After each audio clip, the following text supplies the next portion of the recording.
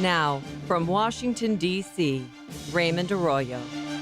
A warm welcome to all of you joining us in the United States and the world over.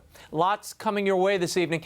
Catholic Relief Services, the U.S. Bishop's Foreign Relief Agency, is under fire. An investigation by the Population Research Institute alleges that CRS in Madagascar distributed contraceptives and abortifacients there, a claim that CRS vigorously denies. Tonight we're joined by a representative from each group, STEVEN Mosheer, president of PRI, and JOAN ROSENHAUER, executive president of U.S. Operations for Catholic Relief Services. They will both address the controversy. And unrest continues to build in the Middle East. Christians are being slaughtered. Foreign mediation has failed to calm tensions in Egypt, and a terror threat has shuttered over 20 U.S. embassies and consulates worldwide. Advisor to the Anti-Terrorism Caucus in the U.S. House of Representatives, Dr. WALID PHARES, is here to give us an update. And finally, we'll speak with a Hollywood legend. My exclusive interview with Robert Duvall is an encore you will not want to miss. Now, as always, we want you to be part of the program. You can tweet me at Raymond Arroyo or drop us an email at worldover@EWTN.com. Here's the brief news from the world over this week.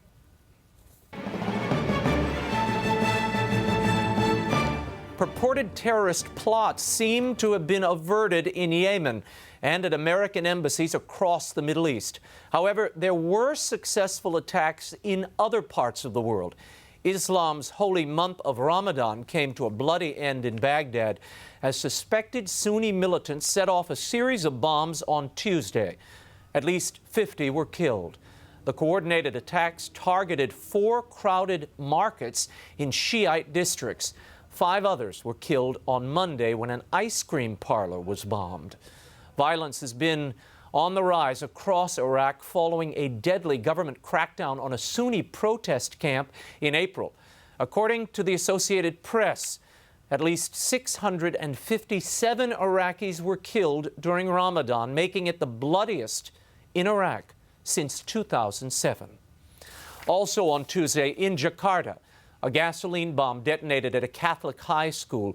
No one was injured, according to a report from UCA News, an Asian Catholic news agency. Jakarta's Archbishop had warned priests, Catholic schools, and hospitals to take extra precautions following a rash of attacks on Christian institutions that peaked at the close of Ramadan. The explosion at the school was followed by the bombing of a Buddhist temple. And terror-related violence was also reported this week in Egypt, Libya, Tunisia, Nigeria, and multiple bombings in Afghanistan and Pakistan. In total, approximately 100 were killed in those attacks. And Kenyan authorities are working with international investigators to determine the cause of a suspicious fire at Nairobi's airport.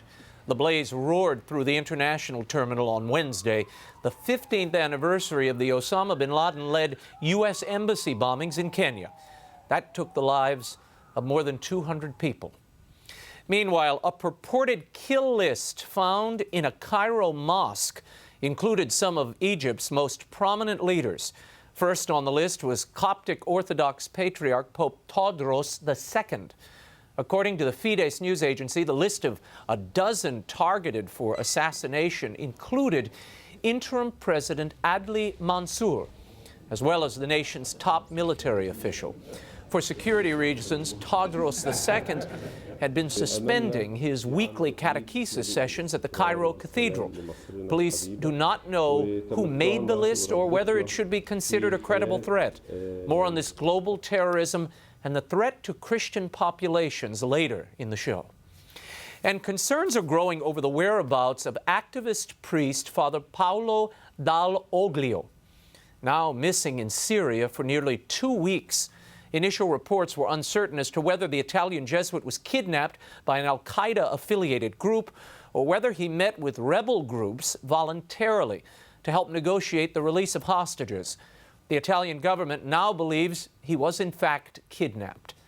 Father Duvalle was last seen on July 27th in central Syria at this rally of support for those attacked by Syrian government forces in Homs. Reuters reports the al-Qaeda group was angered by the priest's criticism of recent violence against Kurds on the Turkish border. In speaking with the Vatican-affiliated Fides news agency, Cardinal Leonardo Sandri, prefect of the Congregation for Eastern Churches, offered his prayers and worry over the fate of 2 Orthodox bishops and 2 priests kidnapped months ago in the war-torn country. Back in the United States, a 2002 sex abuse lawsuit filed against the Holy See has been dismissed by the Ninth Circuit Court of Appeals in Oregon. This after lawyers for a man who claimed to be abused by a priest nearly 50 years ago withdrew their appeal. The initial ruling said that the Vatican did not employ the priest and is thus not liable for damages. The Vatican's attorney, Jeffrey Lena, said the case should never have been filed and that it disintegrated in the face of legal and factual challenge. It is the 3rd such case that has failed to hold the Vatican liable for clerical misconduct. And a group of House and Senate Republicans and Democrats have filed briefs in the U.S. Supreme Court asking that the justices spare opening prayers at congressional sessions. The case under review by the High Court originated in the Rochester, New York suburb of Greece, and it examines whether prayer at the opening of town board meetings violates the Establishment Clause of the First Amendment. In 2012, the Second Circuit Court of Appeals ruled that prayer before town meetings was a violation. The amicus brief filed by members of the U.S. Congress criticizes the Court of Appeals decision and asks if the ruling would apply to other legislative bodies, including the U.S. House and Senate. 33 senators and 85 members of the House have signed on to the effort. Opening prayers have been heard in the congressional wells for 237 years. And the Senate has confirmed the new U.S. ambassador to the Holy See. Ken Hackett, longtime president and CEO of Catholic Relief Services, replaces theologian Miguel Diaz.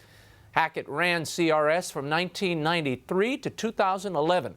During his tenure, the organization renewed its spiritual core and became one of the largest non-governmental aid agencies in the world. President Obama nominated Hackett back in June. We wish Ambassador Hackett the best in his new post. And finally, the cause for canonization of convert, author, and Catholic apologist Gilbert Keith Chesterton, better known as GK, could soon be underway. This, according to Dale Ahlquist, the American Chesterton Society president. Ahlquist announced this past week that Bishop Peter Doyle of Northampton, England, will soon appoint a cleric to investigate the feasibility of a Chesterton cause. Born in Kensington in 1874, Chesterton's prolific writings include his classic works Orthodoxy and The Everlasting Man, as well as the Father Brown Mysteries. According to Ahlquist, Pope Francis is a fan of Chesterton, who expressed his support for Chesterton's cause while Archbishop of Buenos Aires. Let's hope heaven has a smoking section. Now to our first guest. In recent weeks, there have been charges that Catholic Relief Services, the Bishop's foreign relief agency, is engaged in the distribution of abortifacients and contraceptives. These allegations are the result of an investigation conducted by the Population Research Institute. Having received a ton of correspondence about it this week, I decided we should invite the major players in for a discussion. First up, STEVEN MOSHER. He's the president of the Population Research Institute, an internationally recognized expert on China and population-related issues. STEVEN Mosher, welcome back to the show. Good to be here. Let's start with your contention here. The allegations you're making is that Catholic Relief Services in Madagascar have been distributing abortifacients and contraceptives on the ground. Do you stand by that allegation now? Well, absolutely. We spent a month in Madagascar. We did interviews with 2 archbishops, a number of priests, a number of employees of CRS, USAID, and the whole gamut of USAID-funded population control organizations that work there. All of the interviews were on the record. They were all recorded digitally on recorders like this. In what language? In French. And our investigator has spent 20 years in Francophone countries, and there was no communication problem. So we have verbatim transcripts of the things that we're saying. And what we have, of course, is Archbishop Desiree of the city of Tuamasina saying that in my own diocese, CRS was doing family planning. People came to me and said, they're supposed to be Catholic, how can they do that? That's on tape. Now, I will say this, the program ended on July 24th, last month. And so right now, when CRS says we're not doing it, it's true. They're not doing it because the program has ended. Okay. And now, let me just, I have to get this in. CRS released a statement, and the Bishops' Conference released a statement, and it quotes Archbishop Desiree, Saru Hasana, whom you interviewed, and it says here, the president of the Bishops' Conference of Madagascar, the Archbishop, expressed strong support for CRS and told U.S. church leaders that although there had been some confusion in his archdiocese, that was quickly resolved in the past. CRS is acting in accord with Catholic teaching and does not provide or facilitate access to contraception or abortion. That would seem to invalidate your claims or repudiate them. And CRS shouldn't be involved in these family planning programs. And right now, I hope they aren't in any part of the world. But the evidence that we had on the ground, not just from the Archbishop, but from priests, from the employees of CRS who were saying, yes, we're responsible for programs under Santinet 2. That's what it was called, Santinet 2. That's the program in question. In question. In 125 communes in Madagascar, where, yes, their family planning is being promoted, Depo-Provera shots are being given. But the Archbishop is on record here, or at least the conference is saying he is, and though they don't quote him directly, they're saying he's supportive of CRS and that there is some confusion and that they are acting in Catholic principles. Does that repudiate the claims you made and the quotes? I don't think so, because we have verbatim quotes. And look, this is a larger issue than one involvement in one family planning program in one part of Madagascar, because the church in Madagascar, in fact, the church in Africa had a number of complaints about CRS. Which were what? They said CRS doesn't hire very many Catholics. The Archbishop of the capital city said, you know, 70–80% of the employees of CRS here in my country are non-Catholics. They're Muslims. They may be, you know, members of other faiths. They may be Buddhists. They may be Hindus. Why don't they hire more Catholics? Well, the answer is that they get grants from USAID and they can't, quote, discriminate on the basis of religion. So if they were to hire only Catholics, they would violate the terms of their USAID grant. Now, I'm sitting here as an unofficial representative of the bishops of Africa and Latin America who have complained to us for years about the activities of USAID. Did you take this to the board, the bishops who sit on the board of CRS, Catholic Relief Services? No, because the archbishops, Archbishop Desiree, Archbishop Odan, all the assembled bishops of Madagascar had already met with the chairman of the board and the head of CRS on September 19th of 2012. So well before we interviewed them, they knew about these problems. And then again, there was a meeting in the Congo a couple of months later called by Cardinal Robert Serra, who heads Cor Unum, which is responsible for all Catholic charities overseas, at which the Malagasy bishops were present, at which all the African Caritas bishops were present, and the same problems were aired. So we knew that CRS knew going in that these problems existed.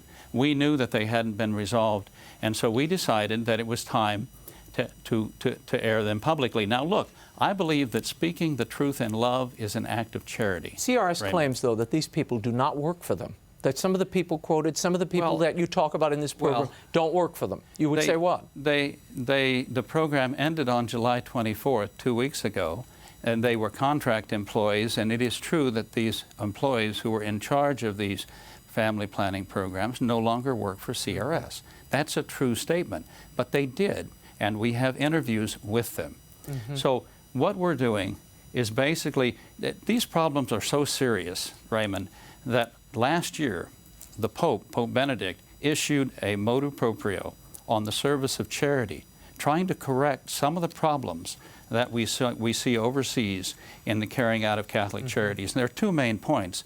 The first main point is that Catholic charity has to be juridically part of the church. It can't be a separate NGO. Pope Francis said the Catholic Church is not a non-governmental organization. It is not an NGO. It must be intrinsically part of the church. Can't be a separate NGO. Yeah. And secondly, the charitable organizations have to carry out charitable works in the diocese with the permission, with the authorization, with the support of the local bishop. One of the complaints that the bishops made to us was they don't come and talk to us.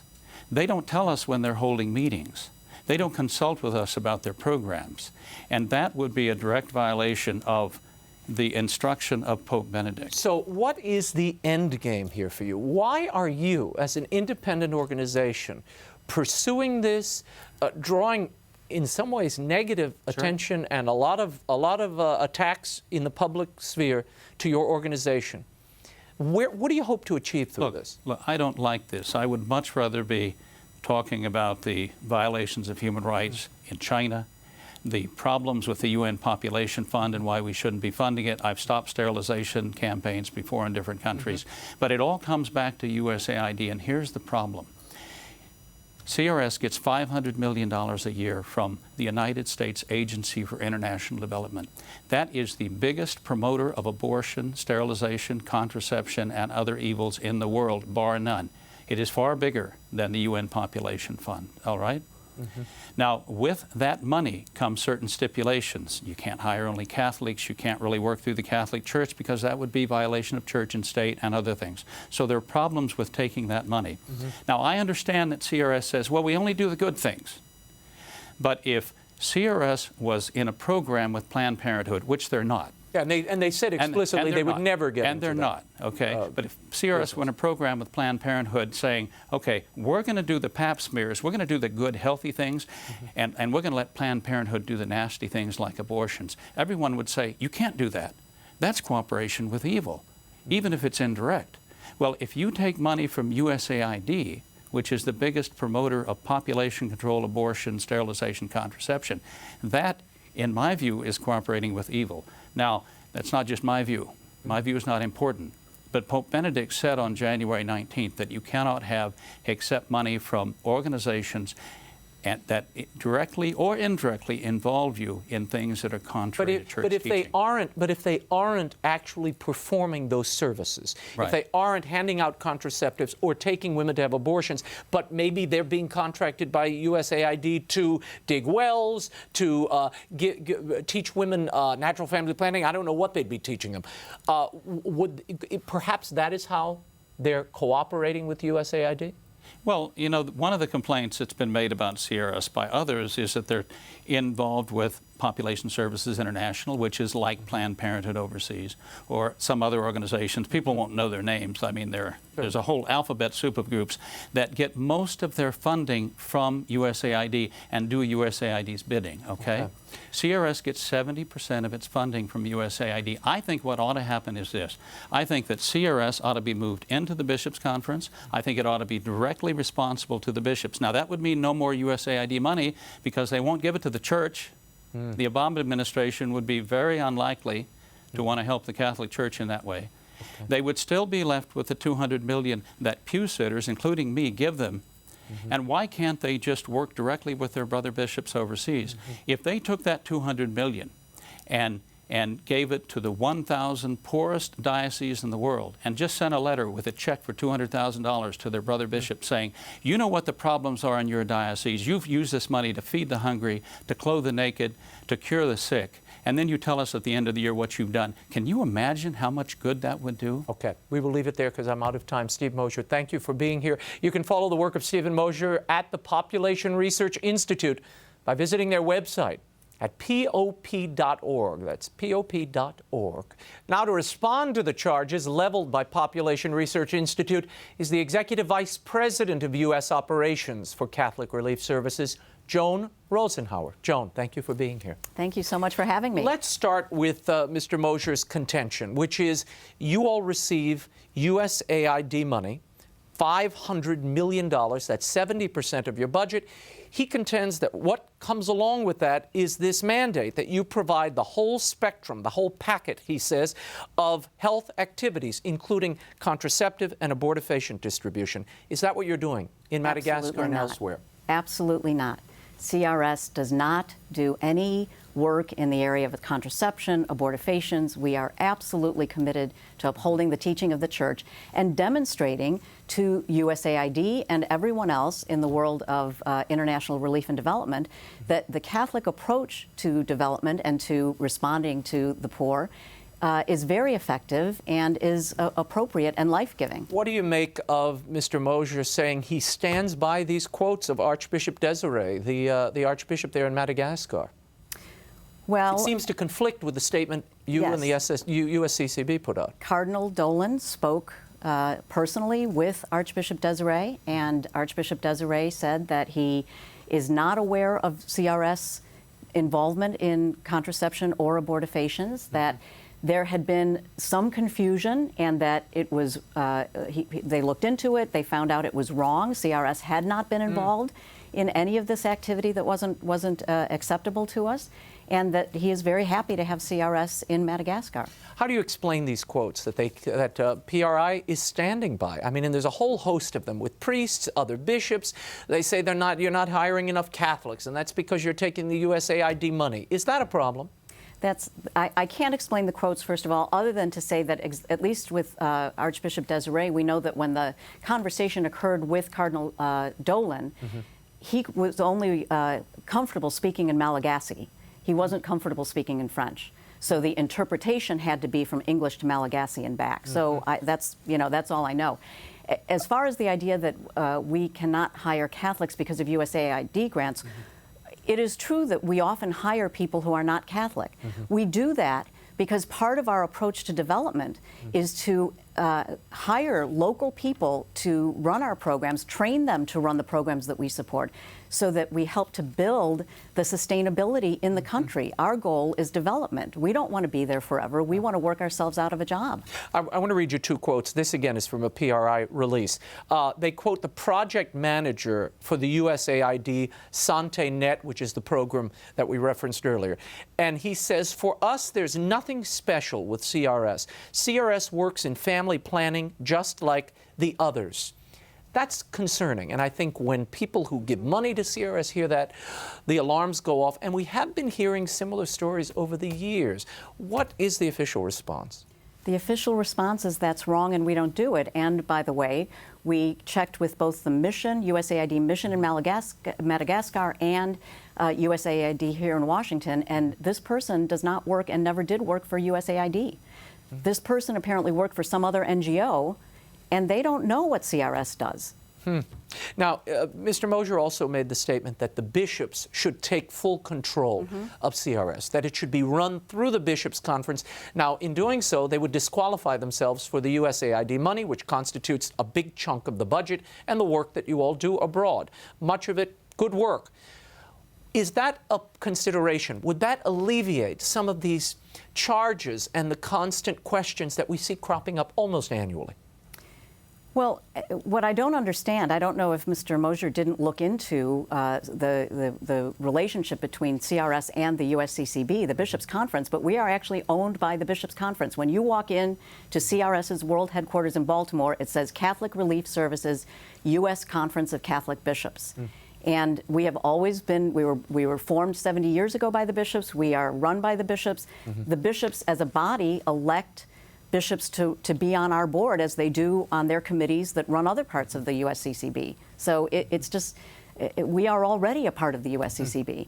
There were other charges that have been appearing in the media, and LifeSite News has been reporting for the last few months that CRS received grants. One $13.8 million grant was given, to CARE, a pro-abortion group. They contend that $3.7 million in grants was given to Population Service International.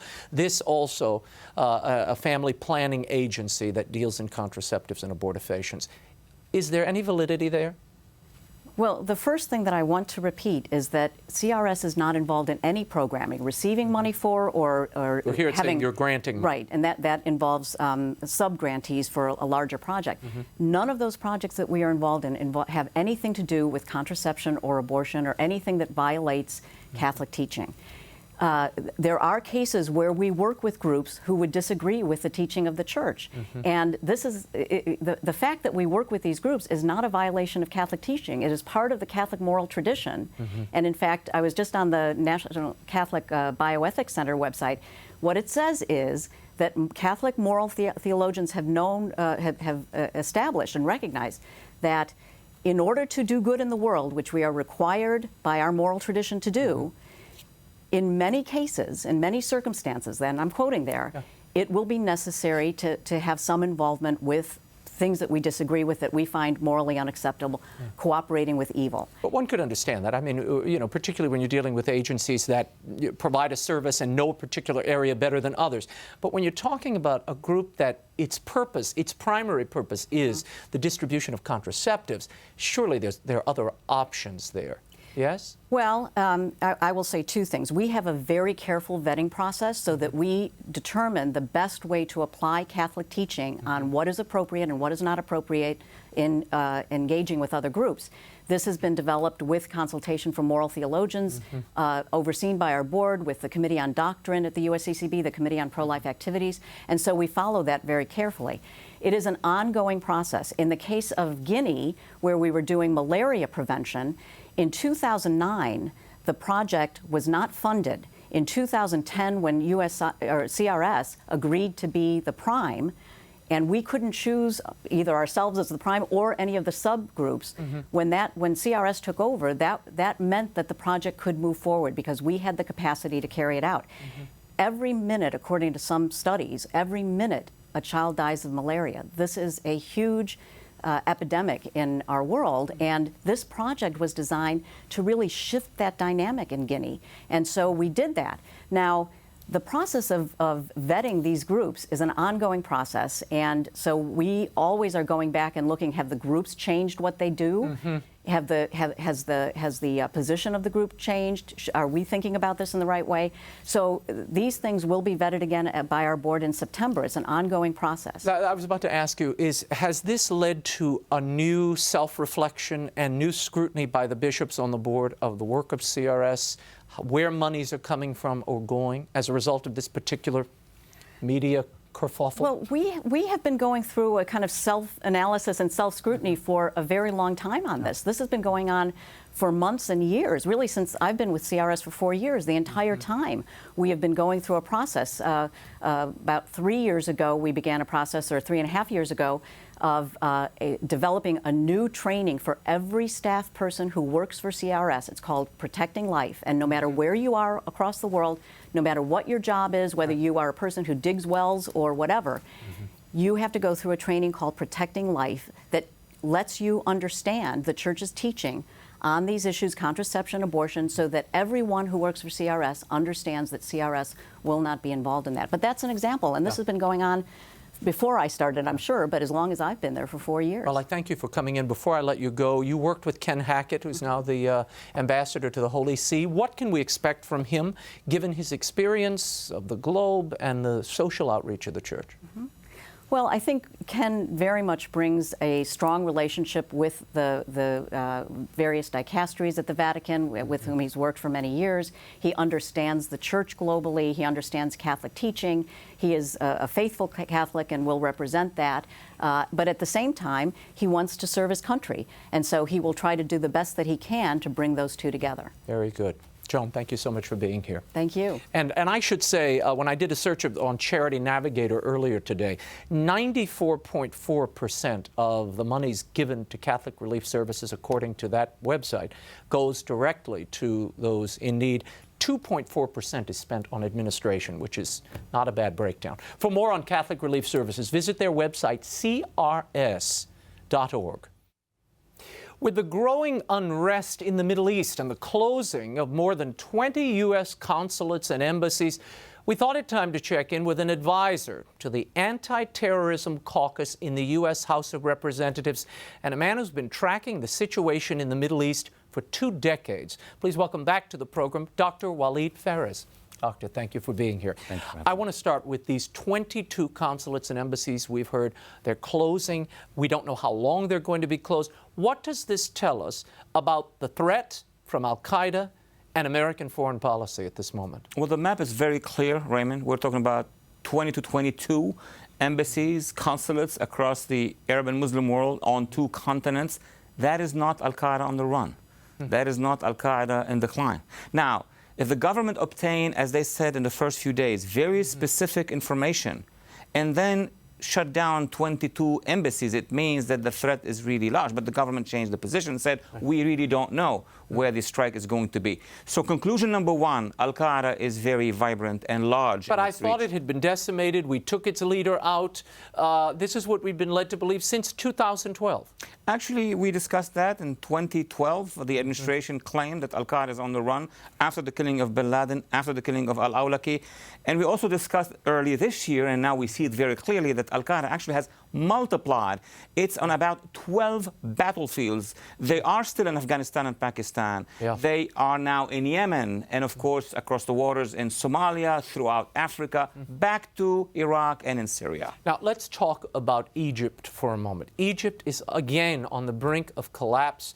Diplomacy is broken down, and you have the interim president and the military leaders saying these protests have to disperse. We will break them up one way or the other. What are we looking at in that country? We're looking at an election that took place under the Muslim Brotherhood while civil society was not ready.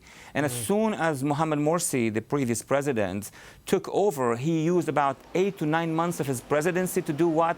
To demolish the constitutional structure of Egypt, to impose his own views, to reduce the rights of women, to reduce the rights of Christian Copts in Egypt, to oversee the creation of militias inside Egypt, to reduce the influence of the military on national security, to prepare for the end of Camp David. And of course, the Egyptian people rose. The silent majority, it's not just the political parties, 30 million on June the 30th, and then again in the last few weeks. When I talk to members of Congress, as I did this week, these are people who supported that $1.5 billion of American aid to Egypt. They supported giving that money to the Morsi government. Now that you have the interim president, they're saying, I'm not sure if we should send this aid. I think it's a bad idea. Where is American foreign policy? What should be the posture of the U.S., and what do these signals communicate to al-Qaeda? Well, I would strongly advise that if a regime is controlled by an Islamist movement, a jihadi movement, this is when you cut down, if not cut off, foreign aid, because that regime is going to be using it. But that was the Morsi government. That was the Morsi government. So the cut down time was before June.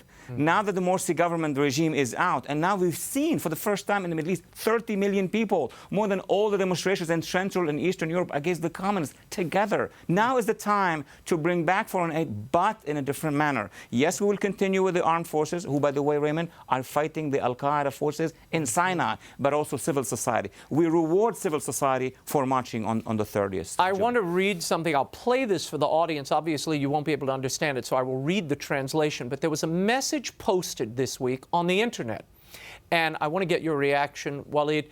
This is al-Qaeda's leader, Ayman al-Zawahiri, and he is condemning the ouster of President Morsi, and I'll translate this for you. He says, the head of the Crusaders, Tawadros, this is the head of the Coptic Church, the patriarch of the Coptic Church in Alexandria, said during the meeting to topple Morsi's government that this day is a historic day. The Crusaders could not bear Mohammed Morsi's government, despite his repeated assurances that he is a president that doesn't differentiate between Muslims and Christians, and that his state is a state based on national creed and not a religious creed. They couldn't bear that the person heading Egypt belongs to an Islamic group because they want a secular, pro-American president to rule Egypt so they can continue with their plotting along with the Americans and the Zionists to divide Egypt, just like Sudan, the way Sudan was divided. Now, what does this tell us about the mindset of al-Qaeda and the fate that awaits the Coptic Christians and other Christians in Egypt? Raymond, I'm going to make it very easy for many of our viewers. Remember in the late 20s, early 30s, when the National Socialists in Germany were planning on expansion, on invading Poland, Czechoslovakia, the Sudeten, and then fighting that big war, right. Who did they begin to persecute? Who did they blame for all the failures of Germany? The Jews. Yeah. And now the Muslim Brotherhood and their allies, as we just heard, Mr. Zawahiri, are saying that who to blame? The Christians of Egypt. They are behind the conspiracy. They are behind the imperialism, what have you. I would be very concerned to hear that statement. Considering what we've seen throughout the Middle East, I read a report on Iraq today, the number of Christians that have fled Iraq, the uprising in violence and the presence of the jihadists there are through the roof. What must America do in its relationship with Egypt to ensure the protection of this Christian minority there? Well, first of all, to recognize that the Muslim Brotherhood regime is not legitimate anymore and not to try to impose a return of free and mercy for human rights issues. Well, that the Egyptians will have to decide. They have a judicial system. First of all, recognize that now you have a new legitimacy, the 30 million Egyptians. But John McCain and Lindsey Graham were just in Egypt saying you should free the prisoners. You got to free the prisoners. Good idea? I don't think it's a good idea. I'm going to be very clear about it. The Foreign Affairs Committee in the House of Representatives and also many members who have been issuing statements, including yesterday, Michelle Bachmann issued a statement. All of these leaders in Congress are very clear on the issue that the Muslim Brotherhood have practiced in a very negative manner, and they have been persecuting the Christians and also liberals and Democrats in Egypt. Iran's role in all of this. What is their role? I know I read reports this week the enrichment programs of uranium are continuing. Thousands of more centrifuges have been built. This is a dangerous moment. This is coming from Israel this week. Yes, Benjamin Netanyahu has come out with this. What is the position and the role of Iran in all of these fires we're seeing throughout the Middle East? Let us just begin by saying sanctions are working, quote unquote. Are they working in economics? Of course not. We have not been siding with the Iranian Revolution when time was there. See, these are historical moments. The Green Revolution. We are comparing Egypt to Iran. Let's do it. In June of 2009, the US administration had a golden opportunity to side with the people of Iran. Millions were on the streets against the Ayatollahs. We did not. We relied only on economic sanctions. And now the Iranians are doing two things. Number one, going faster towards the nuclear weapon system. And number two, they are sending foreign aid to Syria. $1 billion worth of petrodollars to Syria. Let's talk about Syria for a minute. I read reports this week. The Assyrian International News Agency is reporting that Syriac Christians are begging the United States for arms to defend themselves. They're caught in the middle of this conflict. They're neither the revolutionaries nor are they the Assad regime. And they need to defend themselves. Why isn't the United States arming these people? And why are we arming the jihadists in this case? Well, Washington said, I want to make sure that those whom we are arming are moderates. And here you have thousands of Syrian Christians, of Kurds, of other minorities, as you said, asking and begging the US and Europe to help them, to arm them, to train them, to establish a no-fly zone over them. It is not happening. Unfortunately, the only attempt to arm the Syrian opposition in general terms is going to be benefiting the Muslim Brotherhood and the jihadists. And that's another disaster, unfortunately. It's so depressing. Let's talk about the Nigerian leaders who were here this week at the National Press Club. They said, and I quote, "It is open season on Nigerian Christians." Indeed. They talked about Boko Haram, this horrendous group that has blown up churches, killed innocents in the squares. What is the story there? And can anything be done? Boko Haram, as you know, is a mixture of Al-Qaeda, Taliban-like organization, which is going after the Christians, not just in the north, where Muslims are a majority, but also in the center, in the plateau area. And also secular Muslims are being targeted by Boko Haram. Nigeria's army is fighting them, but this is a case, clear case of religious freedoms, if we're going to be talking about it, that the U.S. should be helping the Nigerian government to go after these terrorists. While you bring up religious freedom, this week, John Kerry, our Secretary of State, announced a new office at the Secretary of State, the Office of Faith-Based Community Initiatives. Dr. Sean Casey will be heading that. Here's what he had to say, and I want your reaction. And there is common ground between the Abrahamic faiths, and in fact, between the Abrahamic faiths and all religions and philosophies. All of these faiths are virtuous, and they are, in fact, most of them tied together by the Golden Rule, as well as fundamental concerns about the human condition, about poverty, about relationships between people, our responsibilities each to each other. And they all come from the same human heart. What does this tell us about the mindset of the administration, and are they reading this correctly? Look, Raymond, I have been part in the past, during the days of Beirut, a long time ago, in interfaith dialogue between Christian bishops, Sunni, Shia, Druze, and other religions. The problem is not among these leaders, the moderate leaders. So when they meet, there is no problem. It's the jihadists. Unfortunately, the administration is following the policy of ignoring the existence of an ideology which is the reason for why they are extremists, for why they are Salafists and Khomeinists. And there have been memos throughout the bureaucracy, this bureaucracy for the last 5 years, saying you should not use those words. This ideology does not exist. It's a phantom of the opera, and we are now getting results around the world of this opera. It is troubling, very troubling. Dr. WALID PHARES, thank you. Thanks for keeping us up to date, and we'll look forward to having you back. Though after this, I'm not sure. We don't know. This is troubling stuff. WALID PHARES' latest book, The Coming Revolution: Struggle for Freedom in the Middle East, is still available at bookstores everywhere and online. And finally tonight, my next guest is a Hollywood legend. Since his breakout role as Boo Radley in the 1962 classic To Kill a Mockingbird, he's inhabited an array of unforgettable characters in films such as MASH, Godfather 1 and 2, Apocalypse Now, and his Oscar-winning turn in 1983's Tender Mercies. He was nominated for an Emmy for his work as the wise old Texas Ranger in 1998's Lonesome Dove. And in the late 90s, he wrote, directed, and produced and starred in a very personal film called The Apostle. His portrayal of a deeply flawed Southern preacher was filled with themes of faith, forgiveness, and redemption, qualities that inhabit much of his best work. We discussed it all with him not too long ago, including his latest film at the time, Get Low. Here's my encore of an exclusive interview with the great Robert Duvall from his home in Virginia. And I want to be there. You will be, I guarantee it. I want to be there now. You want to be at your funeral party alive? Yes, sir. But you can't have a funeral if you're not, you know, deceased. Hold on now. It's a detail. We can look at it. Pretty big detail. You want to have a funeral party while you're alive so you can go. Yes or no? Yes. Buddy, get some paper. We need to make a list of who Mr. Bush wants to invite. Now sit down there. I want everybody to come who's got a story to tell about me. Let's talk for a moment about this film and this character. Felix Bush strikes me as a lot like Boo Radley. No, not at all. Well, Not at all. But everybody they're says hermits. that. Not even close. Okay. What's the To me, difference? not even close. The difference being, this guy could have been a lawyer, a teacher. He could have been a world traveler. He could have been, you know, whatever. He could have been many things. But he chose to be a recluse.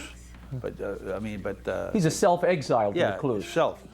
Boo Radley was a little off, you know. But there is a tenderness beneath the expectation that the world has of these people. Yeah. That I think is in common. Yeah. That there's much more beneath the surface than the world sees Yeah, exactly. in both of these men. Well, and also, this is like a Horton Foote movie, and he didn't live long enough to see it. I wanted him to see it, but he died right before we started it. Yeah. No, during the scene I'm giving the speech. In front of everybody at the end. The first day when I did it for them, my wife's off camera. She gets a message that Horton Foote just passed away. During the death scene, she got goose pimples. It was like it was full circle for To Kill a Mockingbird, all the things I did with Horton until that point. Absolutely.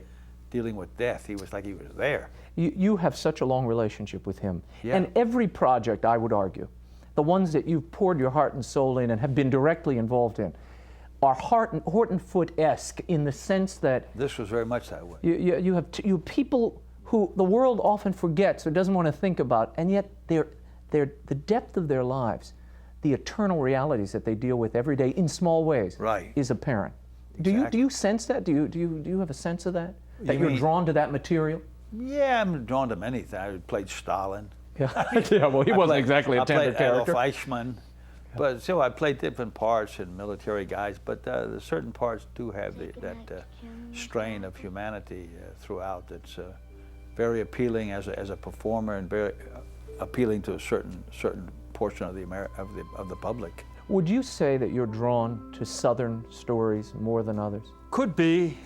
I mean, I was attached to this, and then it got off track, and they brought Charlie Mitchell in from Alabama to put those touches that made it like a Southern tale. It was wonderful. There's a redemptive sensibility in this movie, and in all the best parts that you've really, I think, become renowned for, if you permit me to say.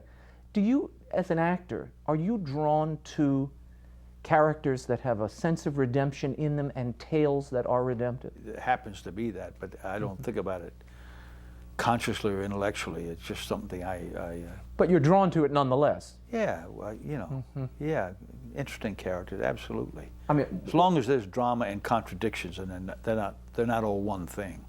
They're not all one thing. Speaking of drama and contradictions, one of my favorite films, I think my wife and I saw it 4 times, was The Apostle. Yeah, exactly. And this you wrote, you directed, you starred in. Right.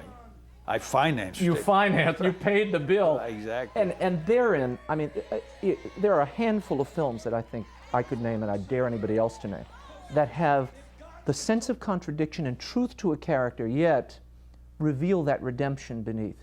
The Apostle is littered with that, Robert. Yeah, that's true. I mean, talk to us about the opening scene of The Apostle. The opening scene came from, I knew a woman whose mother was a Pentecostal preacher, and she was pretty, what she did was she would get premonitions about car wrecks and highway wrecks, and would literally go down and get in the scene and preach the stoppage of blood. That quote from the Old Testament. So that's exactly, that's where I got that whole thing from. Now listen to me now. There are angels, even in this automobile at this precise moment. He has sent his angels here to watch over you. Now, do you accept him here today? Yeah. Thank you, Hey, Jesus. mister. Thank you, Jesus. You have to get out of there. You can't be in there. You hear me? Yeah. Now, when that ambulance gets you on your way, you're going to fly down that highway. Lord's going to have a whole flock of his angels lead you on that highway. Come on, get out. He's going to go all the way with you. You've taken the Lord today. He's going to go all the way with you, because you both are his champions here today. Praise God. Thank you. Thank you, sir. Don't have to thank me, son. Thank our Lord and Savior, Jesus Christ. You're in his hands now. Bless you both. Bless you both. That whole script was from stories, true stories that happened within that community. But you traveled around. You were doing documentaries in the South, in the Appalachian Territory. I mean, you almost organically stew this material for a long time. Absolutely, because I love the black preachers. Oh, yeah, nothing like them. Oh, they're one that likes the surrogate father figure to the people of their community. So yeah, I did research all over America, Los Angeles, the South, Texas, many times. One of the things I love about that opening scene, because you see he rushes into a car wreck, he prays over this couple, and you see what appears to be a miracle happening there. Yeah. Why did you put that in? Because a lot of people, even now, seeing that film, say, "Oh, this guy's just a phony. He's coasting on his ability to talk." No, he's not a phony. But that kind of contradicts that. I mean, everything's percentages. And a lot of these television preachers that start out very sincere, they go adrift. They drift. But there's a percentages of what's still spiritually valid and what offsets that. The guy's not a phony. I'll tell you this, and I will challenge these people. He's less of a phony than King David, that wrote the Psalms that we worship and adhere to, who sent a man off to die so he could have the wife. My guy didn't do that. He killed a guy out of like out of an impulse, really. So he's not a phony, really. No. He struggled, and you see him struggling with that call on his life. Yeah, exactly. And at the end, in the prison, exactly. he's still preaching to these guys, finding redemption and sharing it with others. Exactly. Do you sense that in yourself? That struggle with faith? Everybody has it. Everybody has it. Yeah, everybody has it. Yeah. I mean, when I look at the body of your work, the whole corpus, there is a humanity, an understanding, but beneath it is this, maybe preoccupation is too strong a word, but a sense of the eternal, and that even in our mundane lives, the eternal is always here.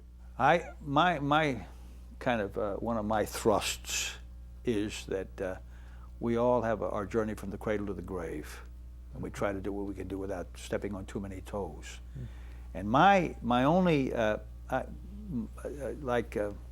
disagreement I may have with some of these religious people, you know, about being saved. You will not go to heaven. Once saved, always saved. Yeah. To me, the day of judgment is not now. It's on the other side of the grave. And how can a human preacher say you're either going to go to heaven or you're not going to go to heaven? It's on the other side of the grave, the day of judgment. It's a work in progress until that gavel comes down. Now, you, of course, won an Academy Award for Tender Mercies. Yeah. Another character. You find him flat, drunk, laid out at the beginning of that movie. And he, too, struggles with faith, with redemption, with relationships, and finds his way out of that pit. That journey. And a help from a good woman. Right, and a little boy. Yeah, exactly. And a song that you wrote, a couple of songs. A few background songs, not the main ones. Yeah, well, but they were. But you know, he had a support system. When we did Crazy Heart, the part with Jeff Bridges, he didn't have a good support system. My character in the Horton Foote had a support system that helped him, which was very good. What was it about Horton Foote's writing and work that so attracted you? I know you were friends for many, many years, and well, I did a play of his way back about a guy that at the neighborhood playhouse where under Sandy Meisner, where I played a drunk, and it came in and it worked. Something emotional really worked for me that they gave me this part. And Horton Foote came one night with his wife and Kim Stanley and Bob Mulligan, who directed eventually, To Kill a Mockingbird. Right. And 2 years later, when they were going to cast that movie, Lillian Foote said to Horton, his wife said, "Well, what about that young boy, that young man we saw in your play at the neighborhood playhouse? He'd be very good for Boo Radley." And that's how you got the role. Yeah, I want to thank Horton and his wife for that. What a moment. And since you brought Sandy Meisner up, let's talk about him for a moment. Right. Sandy Meisner was a member of the group theater. Right. He was a renowned acting teacher in New York, whom you studied with. Tell me about that technique. Meisner had a very bare bones technique in many ways. Very bare boned. I mean, he once told me he was easier to please than Lee Strasberg at the studio, where everything was so critical. These guys were pretty critical, so you had to have arrive at a certain sense of relaxation to work under their auspices. But Sandy, what I took from him mostly, I guess, was the way of improvise, just talking and listening, the way we're doing now. That repetition exercise. Yeah, that came after I was there, but that's wonderful. Really? But this, you know that exercise? Sure. Yeah. Yeah. Oh, you work with?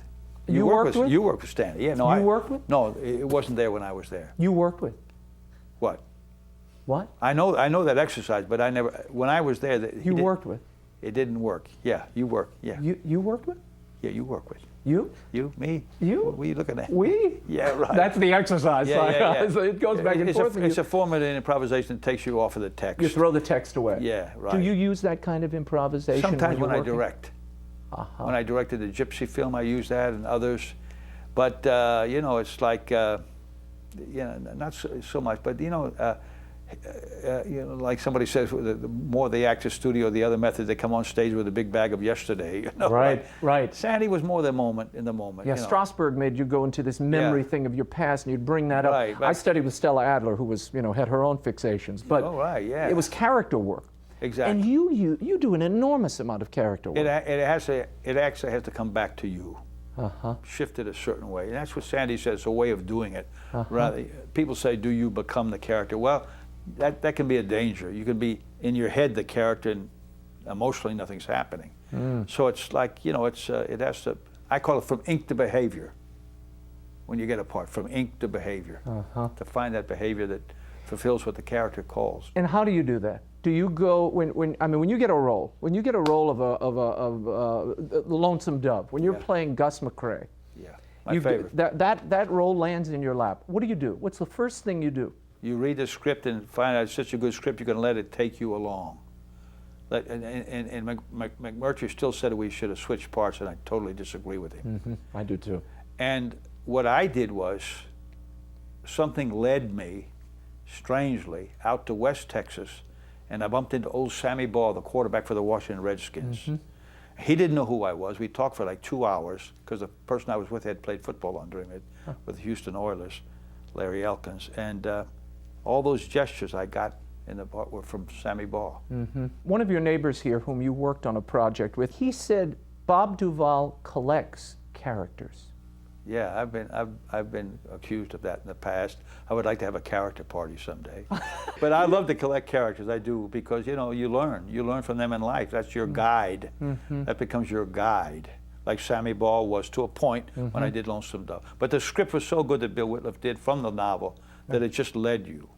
It was such a wonderful character on the written page, even Augustus McCrae. You, I know, are a huge fan of an actor you worked with famously in The Godfather, Marlon Brando. What time does my daughter leave with the bridegroom? In a few minutes, right after they cut the cake. Now, your new son-in-law, we give him something important. Never. Give him a living, but never discuss the family business with him. What else? Virgil Sollozzo called. Now, we're gonna have to give him a day sometime next week. We'll discuss him when you come back from California. When am I going to California? I want you to go tonight. I want you to talk to this movie big shot and settle his business with Johnny. Now, if there's nothing else, I'd like to go to my daughter's wedding. What was it about Brando? I only met him once. You had a little more familiarity with him. Tell me about Brando, what it was like working with him and what you learned from him. Well, what I learned was when I did a movie, it wasn't a very good movie. It was a Horton Foote script, initially called The Chase. I learned from him that when he was having coffee, he'd have coffee, get up, do the scene, action, cut, go back to coffee, and it was all really the same.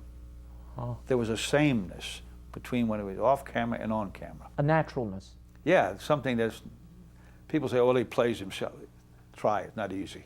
It's not easy. And I learned that from him. But he took great risks, and you do too, with these character choices. I mean, you look different from film to film, but it's an internal, it's not just it's got to be, makeup. And I think that he finally, not that he sold that, he got tired. He was spoiled at a young age. And I always said to him, you should play Othello on stage. No. He said, you know, it's boring. He didn't like, you know, he didn't like it. And I can understand doing a play 8 times a week. And he became, maybe jaded. He didn't like his children to visit him on the set. He didn't think it's a noble profession, which I think it can be. You benefit people by doing certain parts. Why do you do this now? You don't have to do this anymore. No, I like it. I love it. I still like it. You know, people offer me parts. They haven't wiped the drool yet, you know, so why not? Keep going. And there's some really good parts coming my way now, if they can get the money for them. Final question. What do you want your lasting legacy to be? Maybe my journey from the cradle to the grave, I hope I did certain positive things without stepping on too many toes. Well, you've certainly done it here. Thank you so much. Thank you for coming. That is all the time we have. The show continues on Facebook and Twitter. As always, the Twitter and Facebook pages are linked on the left-hand side of my website, RaymondArroyo.com. And don't forget to sign up for my weekly e-blasts. I had some really important stories for you this week, so don't miss out. You can sign up for free at RaymondArroyo.com. And be sure to tune in next week. Bill Donahue, president of the Catholic League, and some other special surprises await you. In the meantime, we'll be scouting the world over for all that is seen and unseen. Next month, celebrating 17 years of bringing you truth wherever it leads. On behalf of the staff and crew of EWTN News, I'm Raymond Arroyo from Washington, D.C. Bye now.